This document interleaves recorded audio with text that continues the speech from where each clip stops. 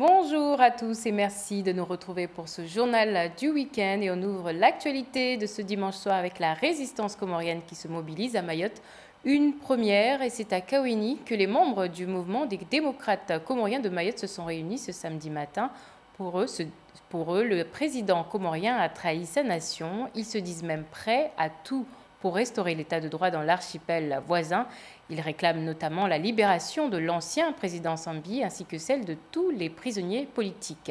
Hachim Saïd Hachim et Fahar Hosseini étaient sur place.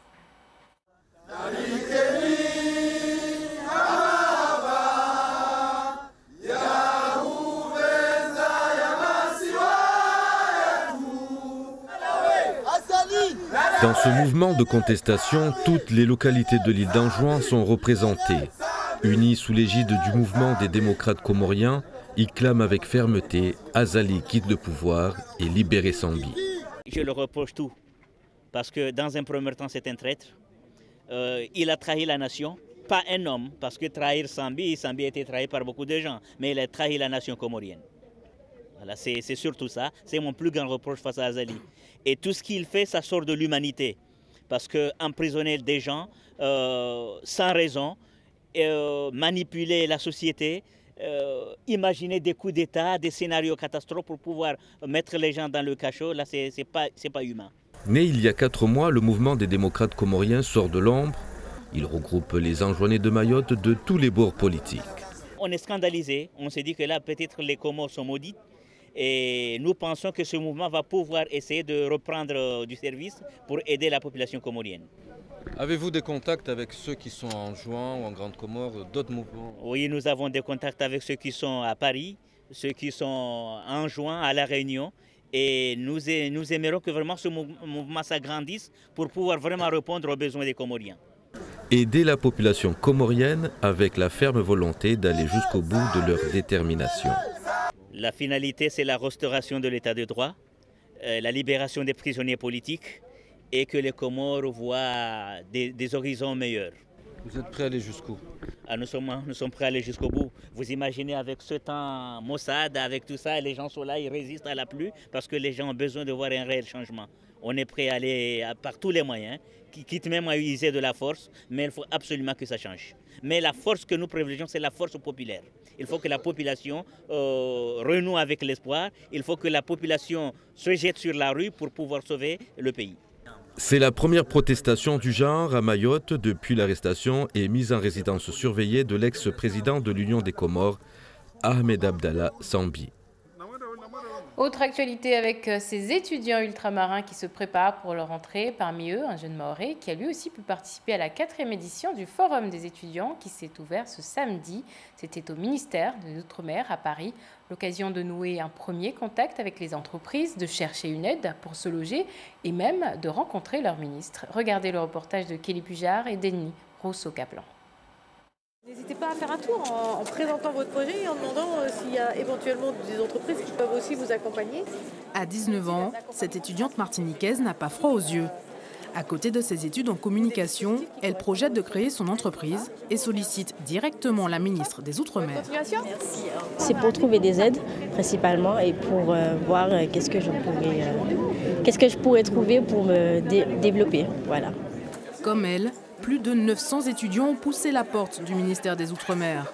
Objectif, trouver une bourse, un contrat en alternance ou un stage, comme Hakim.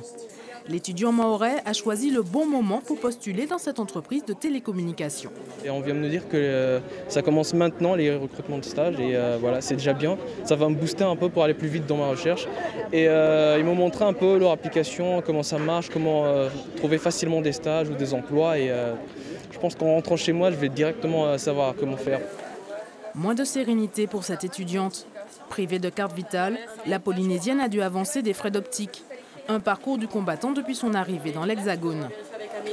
On arrive, on a énormément de papiers à faire, on n'est ni complètement français ni étranger et il n'y a pas beaucoup d'aide, enfin il y en a effectivement mais pas énormément pour les jeunes étudiants d'outre-mer. Donc après quand on arrive ici on se retrouve sous une montagne de paperasse et on ne sait pas où donner de la tête. Un casse-tête qui devrait disparaître. Les démarches pour obtenir une carte vitale sont simplifiées pour les étudiants originaires du Pacifique. Tout ça pour depuis cet été. Ils peuvent récupérer leur numéro de sécurité sociale définitif en Polynésie et donc arriver en France et pouvoir s'inscrire en fait à la faculté avec leur numéro de sécurité sociale. Donc il n'y a plus de blocage et du coup ils peuvent faire la demande de la carte vitale. Bien sûr, il y a des réajustements à faire parce que c'est tout nouveau. Autre bonne nouvelle, tous les moins de 30 ans ont désormais accès à une caution locative gratuite. Les critères sont assouplis. L'État se porte garant pour l'ensemble des étudiants maintenant au travers d'Action Logement et de la garantie qu'on appelle la garantie Visale, qui était une garantie qui n'était pas ouverte à l'ensemble des étudiants jusqu'à l'an dernier et qui cette année est ouverte à l'ensemble des étudiants sans condition de ressources. Un coup de pouce attendu par des étudiants souvent confrontés au refus des bailleurs quand les garants ne sont pas domiciliés dans l'Hexagone. Et on reste à Paris avec ce concert. Jacob Desvarieux n'a pas pu venir à Mayotte. Il n'a pas pour autant oublié l'île. Le chanteur du groupe Kassav était à l'Olympia hier soir pour l'événement musical de la rentrée. Et il avait convié sur scène 9 jeunes talents d'outre-mer, parmi eux le Mahorais Nixo. Une première pour le petit poussé de l'Afro-Trap et pour tous les autres. Ambiance à l'Olympia avec nos confrères d'outre-mer. Première. Ils sont jeunes, talentueux, ils viennent de Mayotte, de la Réunion ou de Guyane. Pour la plupart d'entre eux, c'est leur première fois sur la scène mythique de l'Olympia. Je suis encore dans mon petit nuage, on va dire ça. C'est la première fois que je mets mes pieds dans le bâtiment même. J'ai jamais assisté à un concert ici. Et voilà, c'est vraiment une première, c'est une grande première. Beaucoup d'émotions pour Michael, venu spécialement de la Réunion. Chanter ici, c'était un rêve d'enfant. Moi, ce que j'apprécie beaucoup, c'est l'échange. J'ai pu découvrir d'autres artistes, voir leur potentiel. Je vois que j'ai beaucoup à apprendre. Ils m'influencent beaucoup aussi. Donc, pour moi, c'est ça le plus important, c'est la richesse humaine avant tout. Devant l'Olympia, le public afflue. Pour beaucoup d'ultramarins, il n'était pas question de louper ce rendez-vous. On représente nos îles et donc c'était vraiment nécessaire et obligatoire qu'on soit là. Je devais être là. Et en plus que c'est la relève, je suis obligé. Je suis forcé de les encourager. Je suis ravie parce que Jacob Desvarieux a fait quelque chose de magnifique, d'inviter tous ces artistes. On va enfin découvrir des talents. Bonsoir l'Olympia, ça va?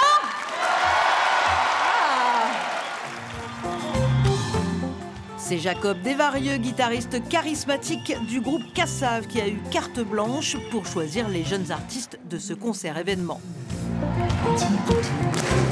On retrouve l'un de ses protégés, Anthony Drou.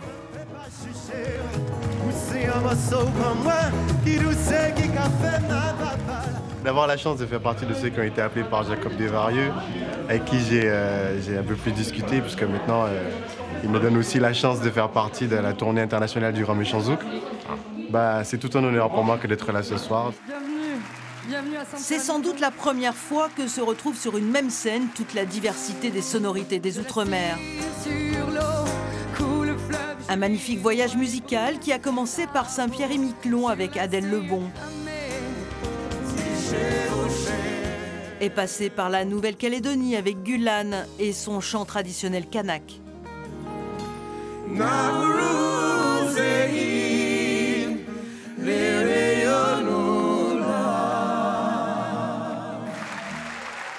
Tissia était là pour représenter Wallis et Futuna. Un détour aussi par la Polynésie avec le duo Vaïtéani dont les rythmes entraînants ont même réussi à faire lever la ministre des Outre-mer.